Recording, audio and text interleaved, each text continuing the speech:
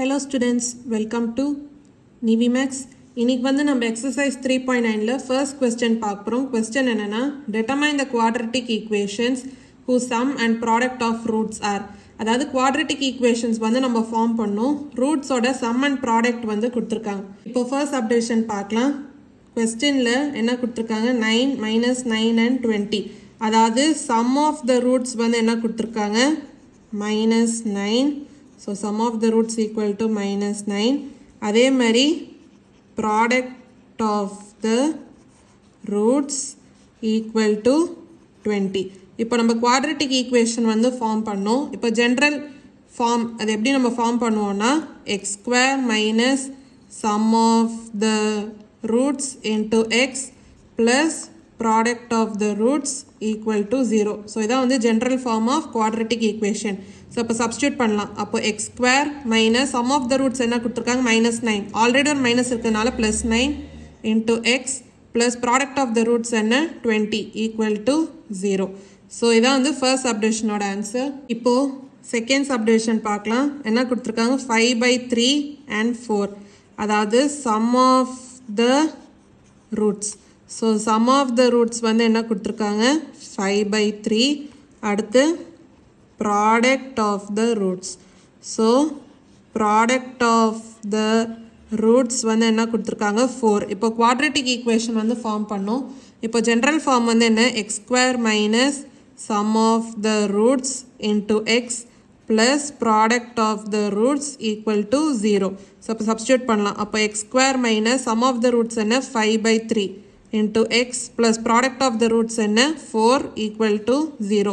இப்போ நம்ம LCM எடுக்கலாம். அப்போ denominator என்ன 3 வரும். numerator வந்து 3x square minus 5x plus 4 into 3 என்ன 12 equal to 0. ஸோ இந்த 3 இந்த சைட் போச்சுன்னா 0 தான். அப்போ quadratic equation என்ன 3x square minus 5x plus 12 equal to 0. So இதான் வந்து second subdivisionோட answer. இப்போ third subdivision பார்க்கலாம்.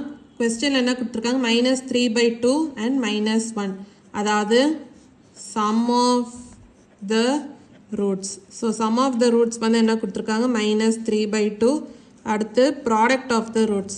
So product of the roots என்ன கொடுத்திருக்காங்க minus 1. இப்போ நம்ம quadratic equation வந்து ஃபார்ம் பண்ணோம். So general form என்ன x square minus sum of the roots into x plus product of the roots equal to 0. அப்போ x square minus sum of the roots என்ன minus 3 by 2. already ஒரு minus இருக்கனால இப்போ plus 3 by 2 into x plus product of the roots என்ன minus 1 equal to 0. இப்போ LCM எடுக்கலாம். denominator 2 numerator என்ன 2x square plus 3x minus 2 அப்படின்னு வருமா equal to 0. ஸோ அந்த 2 அந்த சைட் போச்சுன்னா 0 தான். அப்போ equation என்ன 2x square plus 3x minus 2 equal to 0. So இதான் வந்து quadratic equation. ஸோ இதான் வந்து third subdivisionோட answer. இப்போ நம்ம fourth subdivision பார்க்கலாம். என்ன கொடுத்துருக்காங்க minus 2 minus a the whole square அடுத்து a plus 5 the whole square. So sum of the roots வந்து நம்மளுக்கு என்ன கொடுத்துருக்காங்க minus 2 minus a the whole square. அடுத்து product of the roots. So product of the roots. Product of the roots என்ன கொடுத்திருக்காங்க a plus 5 the whole square. இப்போ quadratic equation வந்து form பண்ணலாம். general form என்ன x square minus sum of the roots into x plus product of the roots equal to 0. அப்போ substitute பண்ணுங்க x square minus இங்க sum of the roots என்ன minus 2 minus a the whole square into x plus product of the roots என்ன a plus 5 the whole square equal to 0.